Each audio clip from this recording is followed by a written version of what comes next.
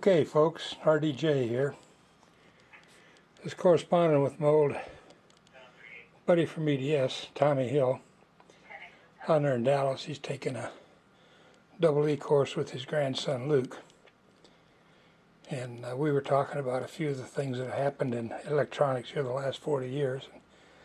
I was telling him how much SMT, surface mount technology, had impacted my hobby here. It's tougher to work with and kind of hard to make repairs to them with nothing but a big old 100-watt soldering iron. Because I've got some smaller ones, I'm just saying that for emphasis. So I decided, by golly, why not rig myself up with some surface mount device tools here. Got on the internet and I checked the prices on some of them, and I said, "Oh lordy me," I said to myself.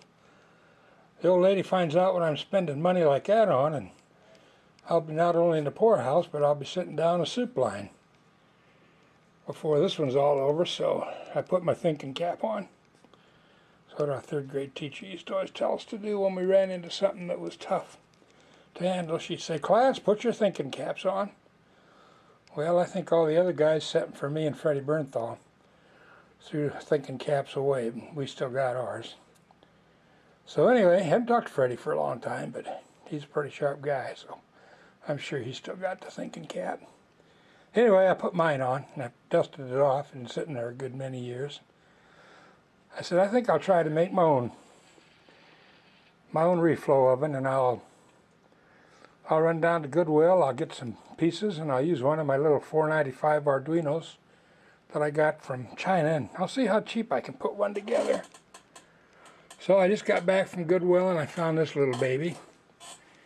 I don't know how good it is or how well it'll work, but it was fairly expensive. It was $8.99 for this infrared toaster oven.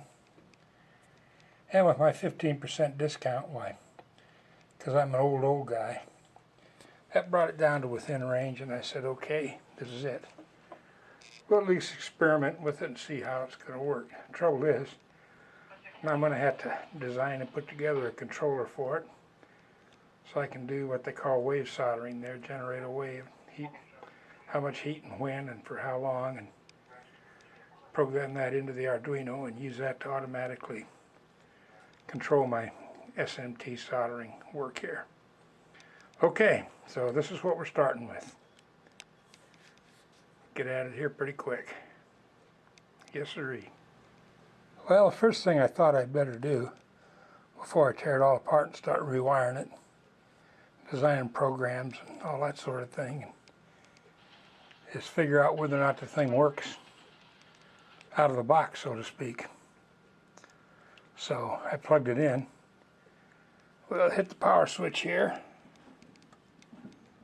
wherever that's at. Oh, here it is. Whoops, making some noise.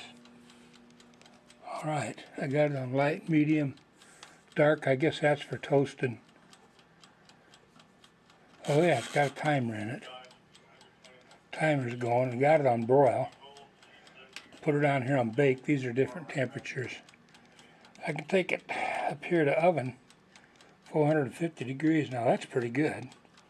For now, I'll take her down to 150. We'll see what we get there. Now, the power on light works. The clock is ticking away in there, the timer. And let's see if we're generating any heat in there. Yes, we are. Yes, we are. See if our light's coming on up there. It's infrared, I guess. So there's one tube on the bottom and one tube on the top. Okay, well, so far so good. Looks like we might have something here. Now we got to figure out how it all works and how we're going to control it. The door here needs a little work on it. I'd have to mount a magnet or something on it to find out if there's a spring or something in there that's loose. Doesn't want to stay shut. But we'll get going on the project here, see what we can come up with. All right.